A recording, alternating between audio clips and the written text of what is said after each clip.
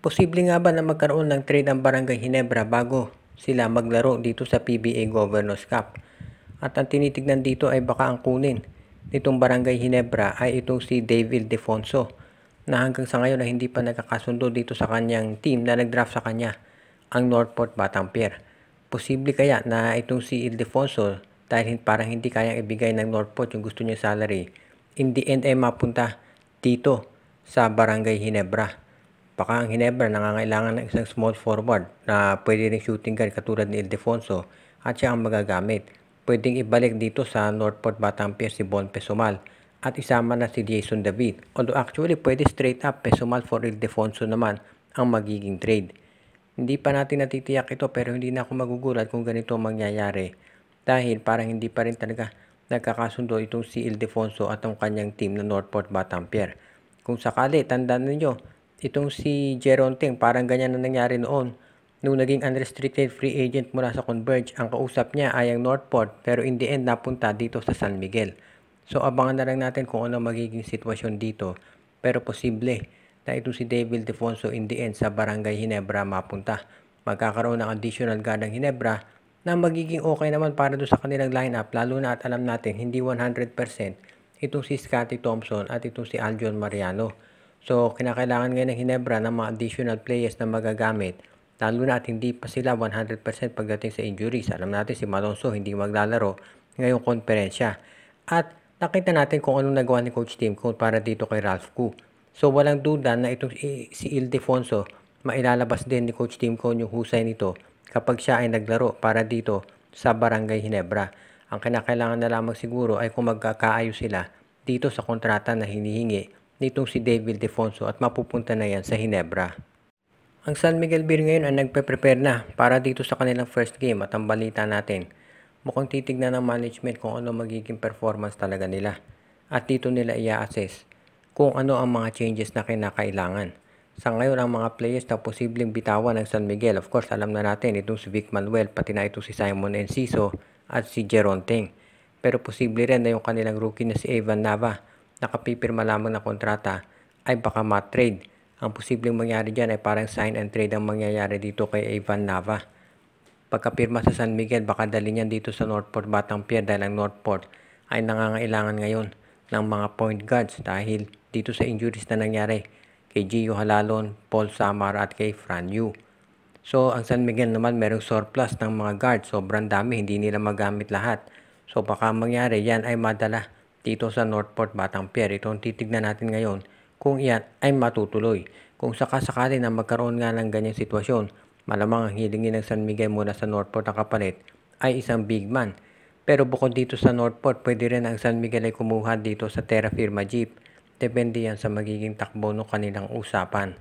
Sa ngayon, mukhang ang San Miguel ay hindi muna gagawa ng immediate trades at iintay nila kung ano mangyayari pagdating dito sa first few games ng Beermen.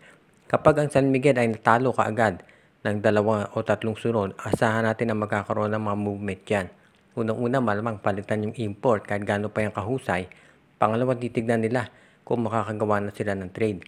Tandaan natin, ito si Junmar Fajardo kapapanalo lamang ng MVP award niya at syempre ayaw sayangin ng San Miguel dahil ang ganda ng tinatakbo ng karir ni Junmar. Talagang yan ang gusto nila ay maka-grand slam sila para dito kay Fajardo. So abangan natin kung ano mangyayari dito para sa San Miguel at yung mga changes na binabalak ng management na gawin para sa team na ito.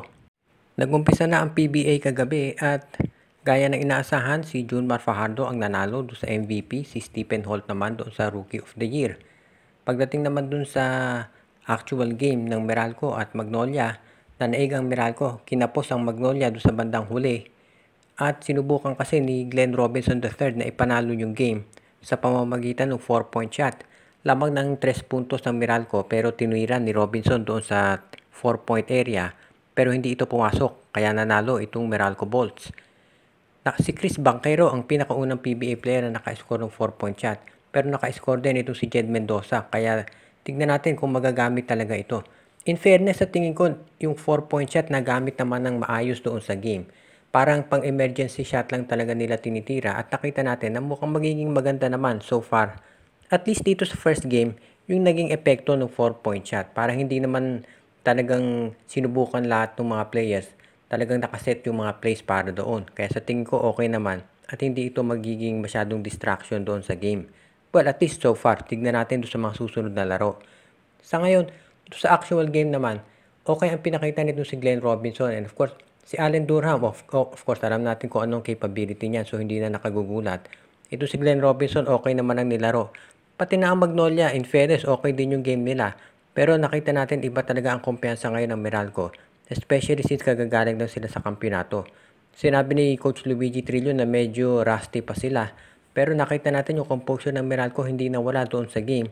Kaya yan ang dahilan kung ba't sila ang nanalo. Dito rin natin makikita na maganda talaga yung naging chemistry ng Meralco ngayon. At mukhang okay yung dalawang inputs na nakita natin so far. Siyempre, first game pa lang to, so marami pa tayong iintayin ng mga games sa PBA. 6 games a week ang mangyayari dito, so marami pang susunod na laban na dapat pa abangan dito sa liga.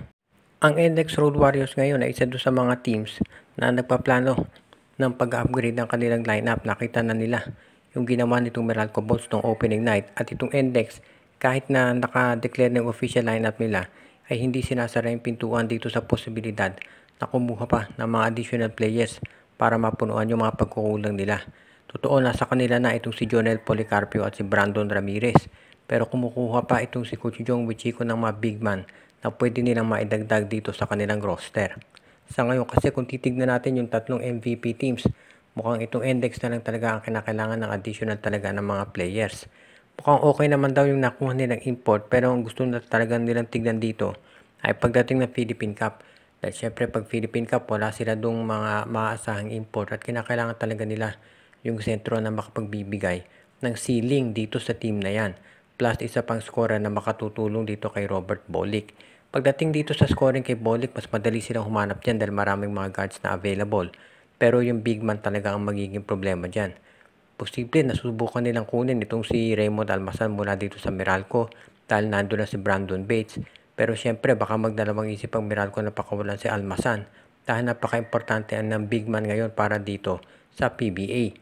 So, malamang dito sa MPBL titingin yan o kaya dito sa free agency itong Meralco, itong NLEX Road Warriors. So, di kaya naman sa Rain or Shine Elasto Painters at Converge Fiber XS na maraming big men available. So, yan ang titignan natin na gagawin ditong Converge Fiber XS ngayon kung sakasakali. Kaya abangan na lang natin kung ano magiging sitwasyon dito.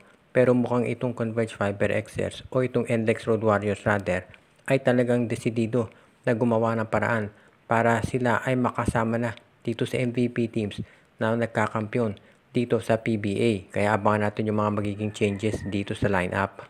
Shout out kay Joseph Pineda. Pinabati din natin si RG Bueno at Dalina family. Pati na si Junjun, Angie, Patpat at B-Boy Matas. Andrea, Alexis at Mitch Bagares. Si Terdy, Adin, Junjun, Alfonso, Dindin at Balaba family. Lolito Kakayon, John Mike Winky, Jervin Chris, Romeo Conchada, Juan Solege, Michael D, Katsakino Dukusin, si Joshua Giray, Espejo at Rosales family, si Renato, si Marcia, Renren, Junjun at Linlin Dineros. Pinabati din natin ang Lansang family, si Eduardo Monsales, Edwin Carmona Jr., Alicia Garcia, Ireneo Salangsang, Malyari Mascareñas, Anthony Adon, si Enju, Dexter Domer at ang iba pa nating taga-subaybay.